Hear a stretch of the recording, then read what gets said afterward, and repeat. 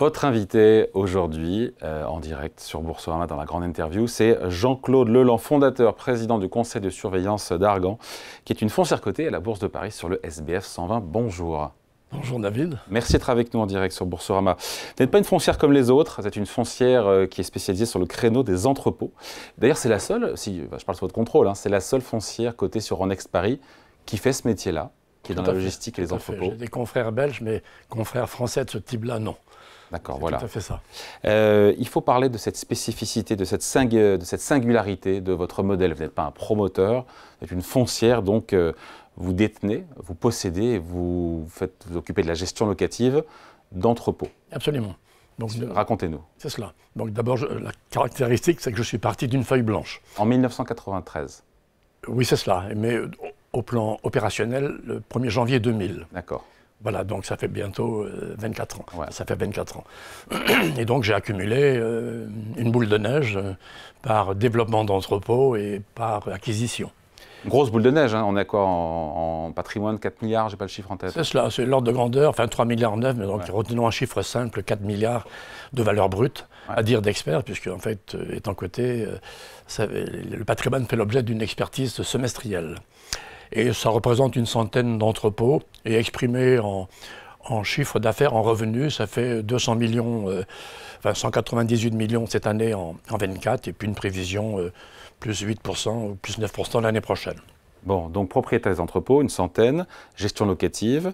Je me dis, mais qu'est-ce qui se passe quand on... Parce que j'ai lu que vous développez des entrepôts uniquement s'ils sont préloués.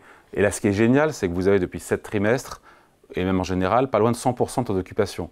C'est le rêve de toute foncière. Alors c'est un critère de performance et de rentabilité, parce qu'il est bien évident que tous les loyers qu'on ne perçoit pas, c'est du revenu en moins et c'est donc du bénéfice en moins. L'autre caractéristique de Argan, c'est quand même elle a un ADN familial très fort. À bord, il y a un pilote à bord, et donc effectivement, ça se traduit... C'est vous. Voilà. Mais je suis quand même pas seul. J'ai des membres de ma famille, et puis j'ai surtout des directeurs, des membres du conseil de surveillance qui sont des directeurs opérationnels. Mais donc avec un ADN familial très fort, il y a un pilote à bord, ce qui fait qu'on fonctionne en mode certitude. Quand on sort de mon bureau, en général, on sait où il faut aller. Ce qui fait qu'on est, par rapport à nos confrères, nous sommes moins nombreux. Vous êtes combien? J'ai vu que le poids boursier, la capitalisation, c'est un petit peu en dessous de 2 milliards d'euros. C'est cela. Vous êtes combien aujourd'hui? Nous sommes 30 personnes qui assurons... Il y a 30 personnes pour générer qui fait 2 milliards d'euros de capi, c'est extraordinaire ça. C'est cela. Et donc, organisé en 3 équipes, une équipe donc de développement, le commercial, la conception et puis la construction des entrepôts, une équipe pour la gestion locative, pour le renouvellement des baux, etc., le service après-vente, le property management, et puis une équipe d'une dizaine de personnes. On peut être coté en bourse en étant 30, c'est extraordinaire dans une entreprise. Quand je me suis coté en bourse en 2007, nous étions 6. Extraordinaire. Mais enfin, effectivement, donc pour être coté en bourse, il fallait un minimum de capital, et nous sommes dans un métier, très gourmand, très capitalistique. Ah bah oui. Et ce qui fait qu'avec 30 personnes, comme vous le dites très justement, on peut générer... Le chiffre d'affaires, juste qu'on comprenne bien, le chiffre d'affaires, je l'ai, sur 9 mois, 150 millions d'euros. Oui, c'est ça. Donc si on arrondit à l'année, arrondissons à 200, 198 très précisément cette année. Et donc, c'est les revenus, donc ce sont les revenus locatifs, les loyers. Bien sûr, qui tombent. Voilà. Qu'est-ce qui se passe? Oui, je vais vous couper, vous allez dire un truc. Pardon? Vous allez dire quelque chose, je vous ai coupé, non? Non, j'ai plein de choses à dire. Non. Alors juste, on revient juste sur qu'est-ce qui se passe sur un entrepôt? C'est-à-dire, le bail, il dure quoi, 10 ans? Alors en général... Parce que les clients, il faut expliquer les clients, il y a plein de choses à raconter. C'est Carrefour, c'est Amazon, c'est Decathlon, c'est que des grands comptes, des grands distributeurs, vos clients. Qu'est-ce qui se passe? Principalement, oui. Principalement. Qu'est-ce qui se passe au bout de 5 ans, 10 ans, 15 ans, quand le bail est renouvelé? Mais qu'est-ce qui se passe le jour où l'enseigne s'en va? Ça, quelque part, c'est une faute professionnelle. Autrement dit, dans la gestion locative, il faut être très proche des clients, comprendre leur business, répondre à leurs besoins. Et je dois le dire, et je dois confesser, si on estime que la probabilité de renouvellement est trop faible, il m'arrive d'anticiper et je vends avant. Mais pour vendre avant, ça suppose une prévision de l'ordre, un préavis, j'allais dire, de l'ordre de 4-5 ans, 4 ans. Sinon, ce n'est pas vendable, parce que ce sont quand même des produits, c'est de l'immobilier de revenus. Et donc, voilà. Vos clients locataires, au-delà de Carrefour, Amazon, Decathlon que j'ai lu, quels sont vos grands clients? Ben, les grands clients, ben c'est L'Oréal si on continue, etc. Oui, on continue. Ouais. Oui. Mais alors, donc L'Oréal? Oui, L'Oréal, oui, c'est un de mes premiers locataires. Et également donc des ETI également, ouais. des ETI. Mais je dirais. C'est juste quand je dis Carrefour, Amazon, Decathlon, c'est juste. Ah bah oui. Oui, d'accord, ok. Oui. Ah bah oui, tout à fait. Oui, tout à fait. Ce sont des enseignes très connues. Ouais. Mais il y a beaucoup d'autres. Mais donc notre portefeuille est divisé en deux parties. Tout ce qui est grande distribution. Alors là, Carrefour, comment dire, Auchan, etc. Ouais. Ça, c'est la grande distribution. Et à côté, donc, le multisecteur, toute activité confondue. Hein. Et là, je retrouve L'Oréal, etc. Et donc des ETI, et on travaille sur la France entière. Ouais. Ce qu'il faut tout de même retenir, c'est que d'une manière générale, ce sont quand même des surfaces de grande importance. La moyenne de surface est d'à peu près 35 000 m², donc c'est beaucoup. Ouais.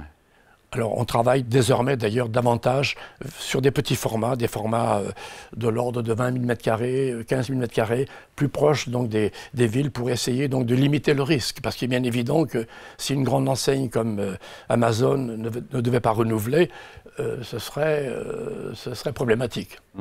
Qu'est-ce que vos entrepôts ont de plus que vos concurrents qui proposent le même type de services qui ne sont pas cotés en bourse? Enfin, services et les bâtiments surtout. Oui. Alors, donc, nous travaillons beaucoup sur... nous sommes quand même innovants. Et donc, nous avons innové Autonome. Autonome, c'est l'entrepôt que nous construisons désormais. Autonome, c'est l'entrepôt, comme son nom l'indique, qui est autosuffisant, donc il produit de l'énergie donc par photovoltaïque, avec un stockage en batterie, un chauffage par pompe à chaleur RO. Donc, on a supprimé le gaz. Et de ce fait-là, l'émission de CO2 donc, par mètre carré est de l'ordre de 1 kg par mètre carré d'entrepôt. C'est énorme, c'est formidable. Au lieu de 10. Ah voilà. Ah, réduction par 10. C'est l'entrepôt de demain. Donc nous travaillons beaucoup donc, sur la réduction donc, des émissions de CO2. La référence, c'est l'année 2022, 25 000 tonnes. Et en 2030, nous visons 12 500. Et ça, c'est donc qu'on a mis en place. Alors, il y a deux grands formats chez nous. Le développement, c'est autonome, comme je viens de vous le dire, et le parc existant.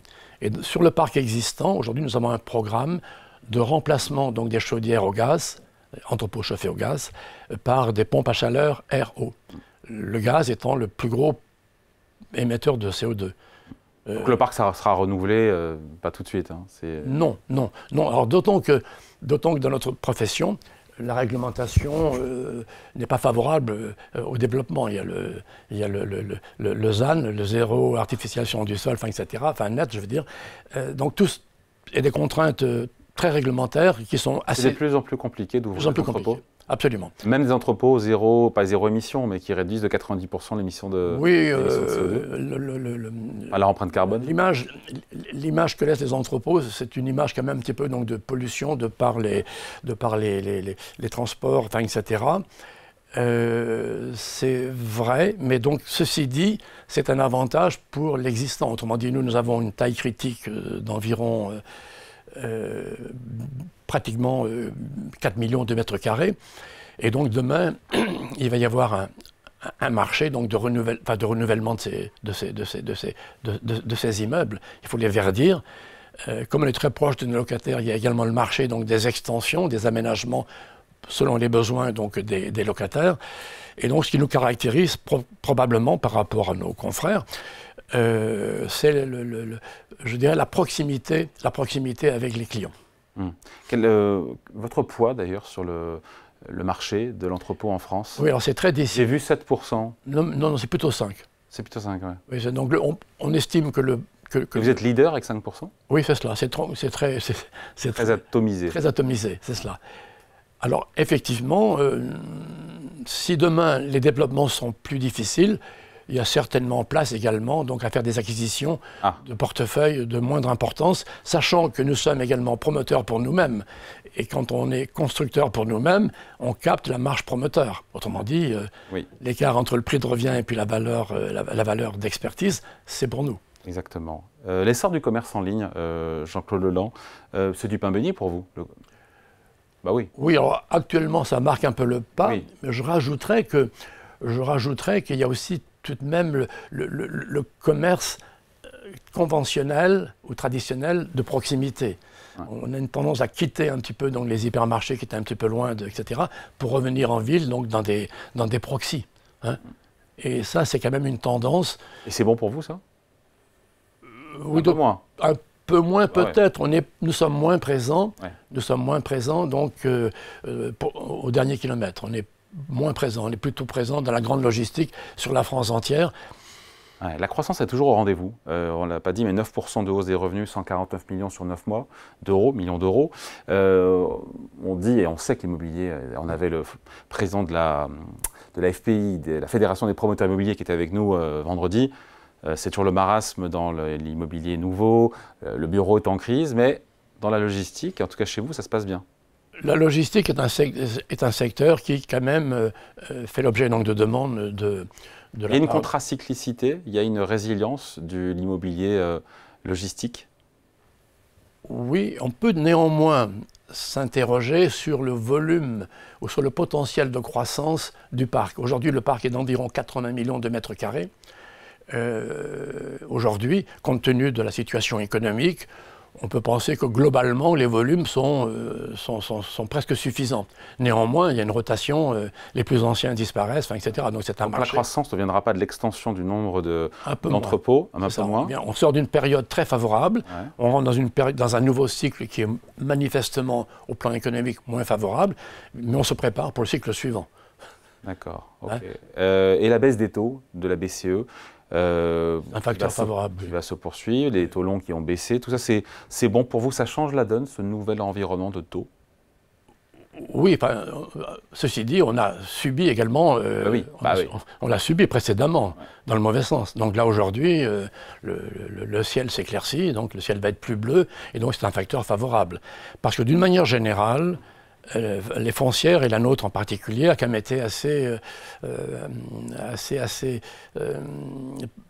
j'allais dire, punie, entre guillemets, par les analystes, etc., au prétexte que les taux étaient élevés. Or, notre dette, elle est sécure, elle est soit à taux fixe, ou si elle est à taux variable, elle est assurée, entre guillemets. Et je dirais que dans notre métier, comme dans beaucoup d'autres métiers, mon risque, moi, c'est la santé de mes locataires. Et donc là, on sort d'un grand test, on a fait le test Covid. Pendant le test Covid, il y a eu toujours 100% de taux d'occupation et pas de sinistre. Donc c'est un bon indicateur. Et même dans la crise inflationniste qu'on a connue, pareil. Pareil, oui. Donc c'était un bon test de résilience pour le groupe, ça. C'est vrai. Bon, pas de présence à l'international, c'est délibéré? C'est délibéré. Moi, je pense que... Il y a déjà assez à faire. Quand je dis qu'on est présent à raison de 5% en France, il y a encore de la place. Ouais. Et je pense que nous aurions une moins bonne rentabilité si nous allions à l'extérieur. On serait un petit peu en situation de devoir développer des pilotes. Ouais. Donc nous préférons